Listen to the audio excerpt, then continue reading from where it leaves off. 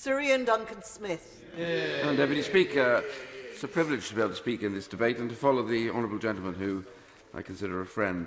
Can I start today by congratulating, I was going to say my right honourable friend, but I should perhaps say my right honourable friend, the member for Athens, as our friend the member for Stone has declined him as a modern Pericles.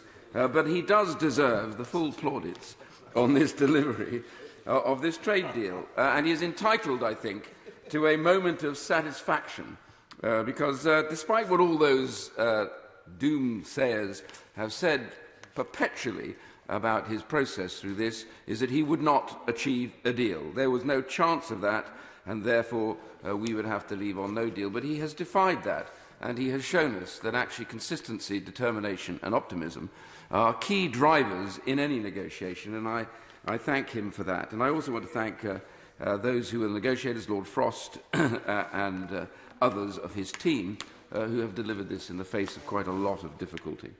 But for me, it brings to the end a 29-year period when, back at the time of the Maastricht Treaty, and I just entered Parliament, I was faced with the choice of whether I would vote for what I saw as a huge extension of powers from the European, what became the European Union. And I made the mistake, Madam Deputy Speaker, of entering the smoking room to have my honourable friend, the member for Stone, lay his arm upon my shoulder, and my career was ruined thereafter. But I chose directly as a result of those blandishments to vote against Maastricht. I don't regret it, but I do say that it was from that moment onwards that I was certain that the United Kingdom would leave the European Union because it was getting more and more centralised, and it was not what we had joined. I voted to join, and therefore I am pleased now that we have delivered on that, and it is my right honourable friend that has done that. And I say to those who are going to vote against this today, they cannot escape the reality. To be fair to the opposition, he made it very clear that if you vote against this today, you are voting for no deal. You don't have to have it written on a piece of paper, because that would defy any logic that this place is about. So those who are voting against this, I give way to Jonathan. I don't believe that's the case. We're voting on the merit of the agreement, and the reality, the agreement is introducing a whole layer of extra bureaucracy for citizens and businesses in the UK. It's a charter for red tape.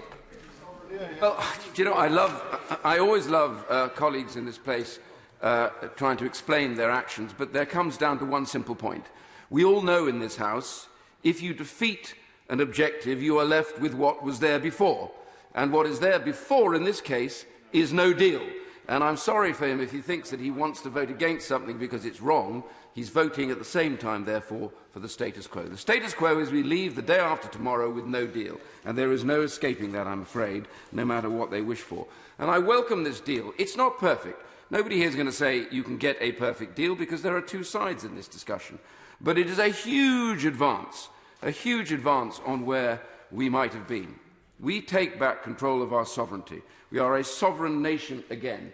And with that power, we can set our own direction in international as well as domestic relations. And I simply say to those who don't see this, that this is a huge step forward to be able to regain that control. Bringing back the power to this House and this Parliament is what the Prime Minister has achieved. Yes, there are things in this which will need time to develop. Fishing, I accept.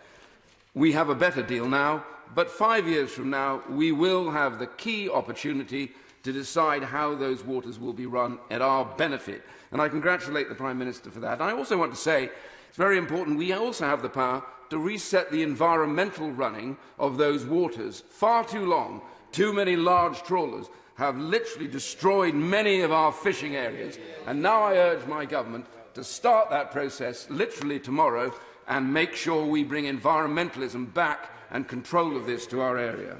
So I want to... no, I can't give way. I beg his pardon on this one.